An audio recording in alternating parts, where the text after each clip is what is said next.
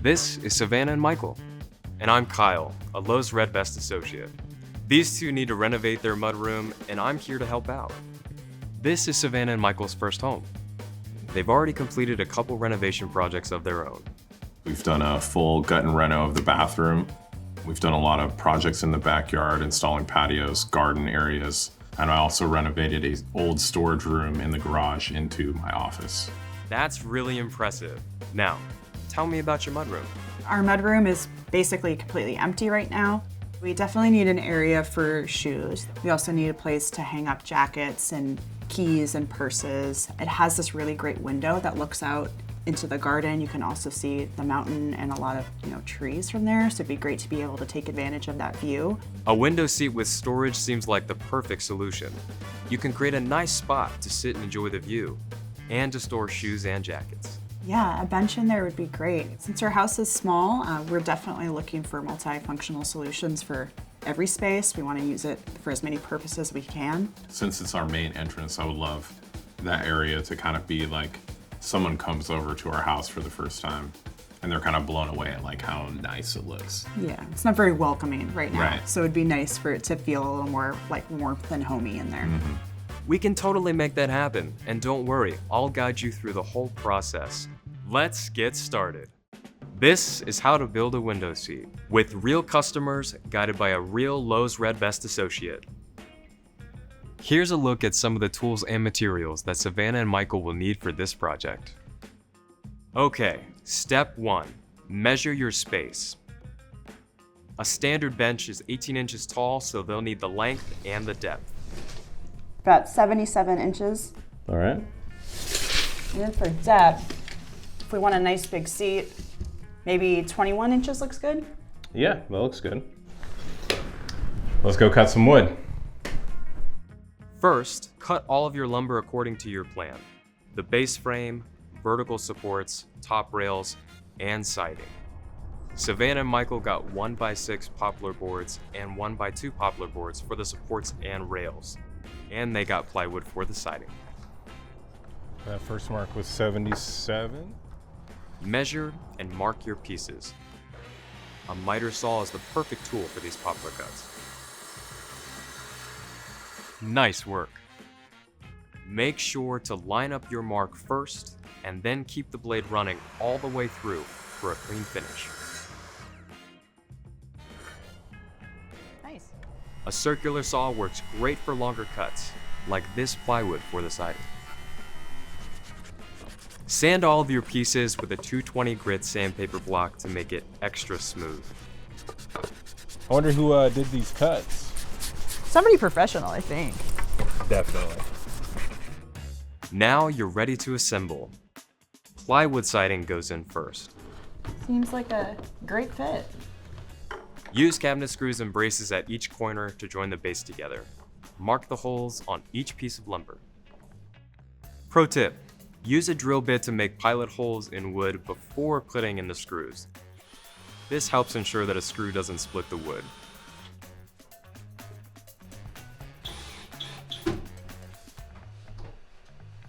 Kind of come at an angle here. Assemble all of the bench base walls into a box. Then, you're ready to attach the rails along the top edge. These will support the butcher block lid. Start by gluing down the back rail first. That's where the hinged bench top will attach, so it needs extra support. Since the rail hangs over the edge of the base, carefully mark where the screw holes will go. Use your countersink bit to create space for the screw head to sit flush. Then you can go ahead and drive the screws into place. Use a nail gun to attach the remaining rail pieces. They don't need to bear much weight since the lid will simply rest on top. Next, you'll want to fill any nail holes with wood filler and caulk the gaps for a seamless finish. Savannah and Michael used a nail gun to add a baseboard and trim to help elevate the built-in look. Once that sets, use some fine sandpaper to smooth it all down. That 220 grit sandpaper block from earlier will work just fine. Now, let's give it some color. Protect your floor with a drop cloth and apply primer to the bench base. Priming and painting need time to dry, so give each coat a night to set in. Savannah and Michael went with Snowbound for their paint color. Nice and fresh. 2 coats of paint will give you that smooth, durable finish. Now for the bench top. Use a circular saw to cut your butcher block to the exact width of the bench. Take your time on this cut, slow and steady. Nice work. Since the bench lid will hinge open, go ahead and cut a slim piece for the back edge. This should be the same length as the bench top. Use 2 piano hinges to connect the top and back edge.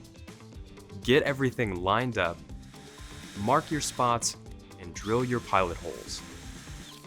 Then screw the hinges into place. It's important to create a bit of space between the pieces so the hinges have proper room. Paint stir sticks work perfectly here. Next, let's add sealant to the bench top. Start by wiping the wood down with a microfiber cloth for dust and a tack cloth for ultrafine particles. Shellac is a perfect choice to protect the butcher block from moisture while keeping the natural wood grain visible. Time to install the top. Start by measuring and drilling your pilot holes in the back edge of your bench. Then, it's time to bring in the star of the show. Fingers good? Yep. It fits. Perfect. There we go. Great Nice. fit. To keep that seamless, built-in look, attach the bench lid from the back rail from underneath. Drive in screws to attach everything. And give it a test to make sure it opens smoothly. That's the beauty of a well-anchored hinge. Let's add beadboard to give this space a nice finished look. Cut it to size, then use a nail gun to attach it to the wall.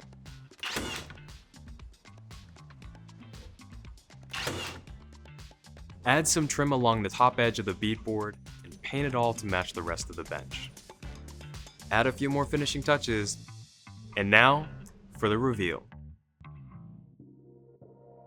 This is Savannah and Michael's mudroom before, and this is after. I love the way this turned out. It's so nice that we have some storage in here now without it being visible. I really feel like it's starting to bring our vision for this room together. It's really nice. I love the natural color we did on the top here. I really liked working with the butcher block and seeing the colors come out through the shellac. I think my favorite was setting up the trim down here. I think it really makes it feel like a real piece. Yeah, it made it feel really built in.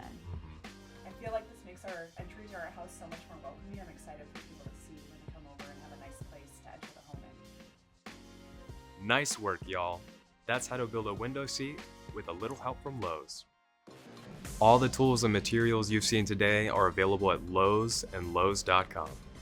Be sure to like this video and subscribe for more how-tos like this one. Leave a comment below to let us know what you think about this project.